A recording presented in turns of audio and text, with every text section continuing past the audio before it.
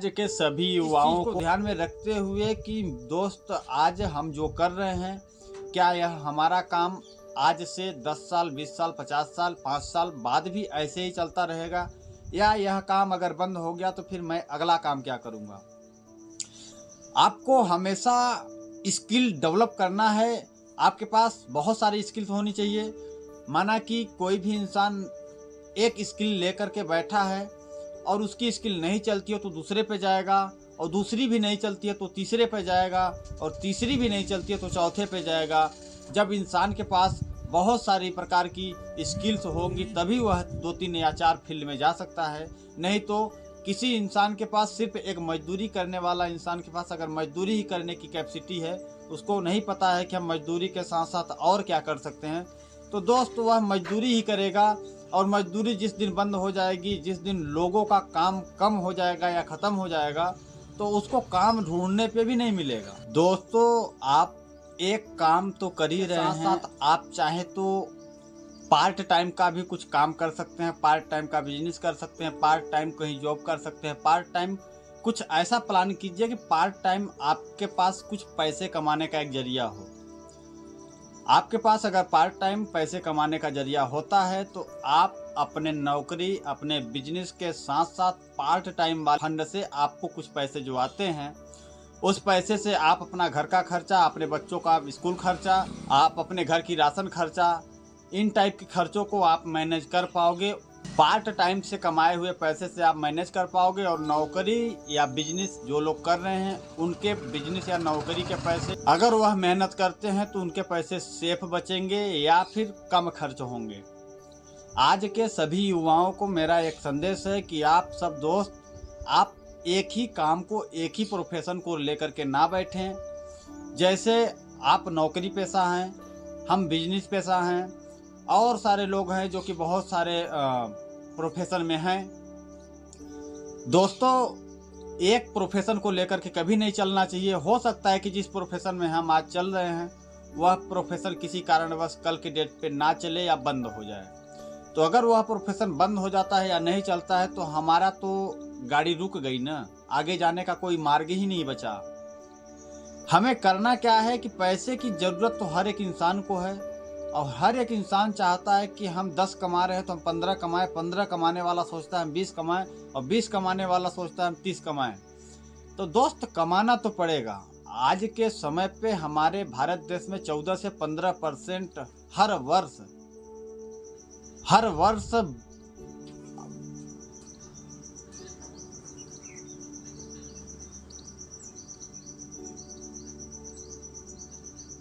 महंगाई में वृद्धि हो रही है।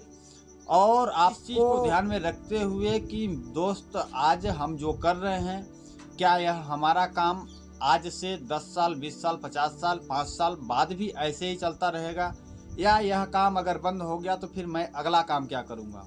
आपको हमेशा स्किल डेवलप करना है। आपके पास बहुत सारी स्किल्स होनी चाहिए।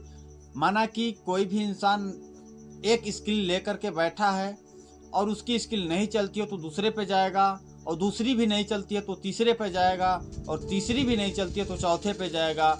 जब इंसान के पास बहुत सारी प्रकार की स्किल्स होंगी तभी वह 2-3 या 4 फील्ड में जा सकता है। नहीं तो किसी इंसान के पास सिर्फ एक मजदूरी करने वाला इंसान के पास अगर मजदूरी ही करने की कैपेसिटी है, उसको नहीं पता है कि हम मजदूरी के साथ साथ और क्या कर सकते हैं, तो दोस्त वह मजदूरी ही करेगा। और मजदूरी जिस दिन बंद हो जाएगी, जिस दिन लोगों का काम कम हो जाएगा या ख़त्म हो जाएगा, तो उसको काम ढूंढने पे भी नहीं मिलेगा। बंदा एक प्रोजेक्ट के ऊपर या एक काम के ऊपर अगर टिका है तो उसको ये मान के चलिए कि अगर जिस जगह पे वो काम कर रहा है उस जगह से अगर उससे नुकसान हो गया तो वह कैसे अपना मैनेज कर पाएगा। जैसे कि हम मानते हैं कि एक किसान है और वह किसान किसानी करता है, उसके 2 बच्चे हैं और बीवी है, और वो परिवार सहित उस खेती में पूरा अपना 6 महीने का टाइम दिया।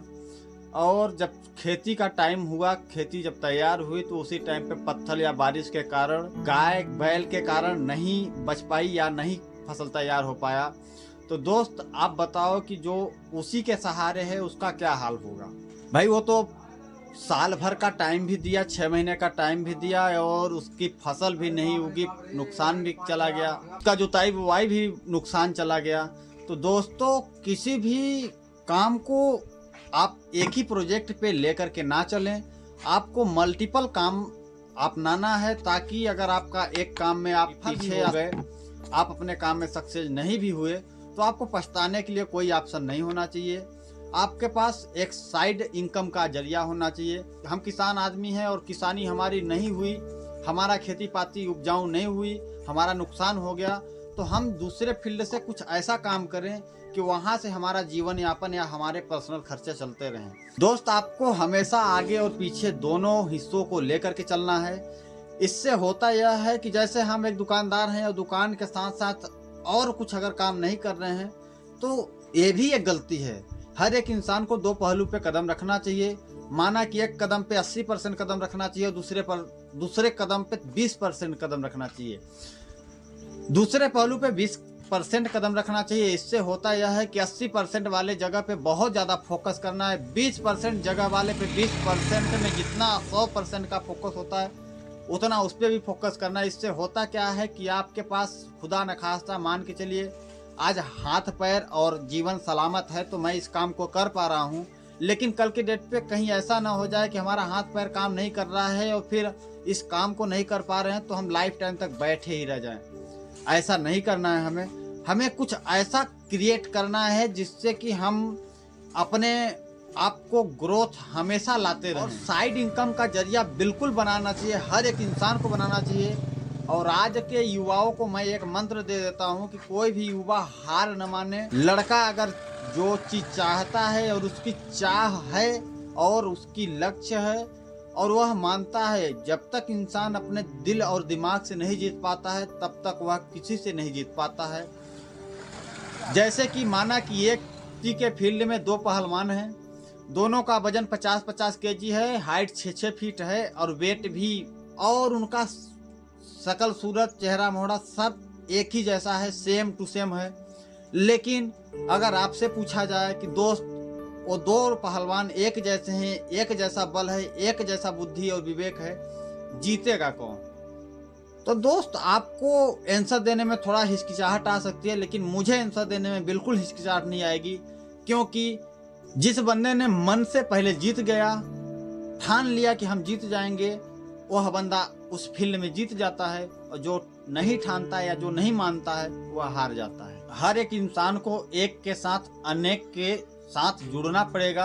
अगर इंसान एक काम के साथ और कामों में अगर जुड़ता है तो अपना एक काम में, जैसे कि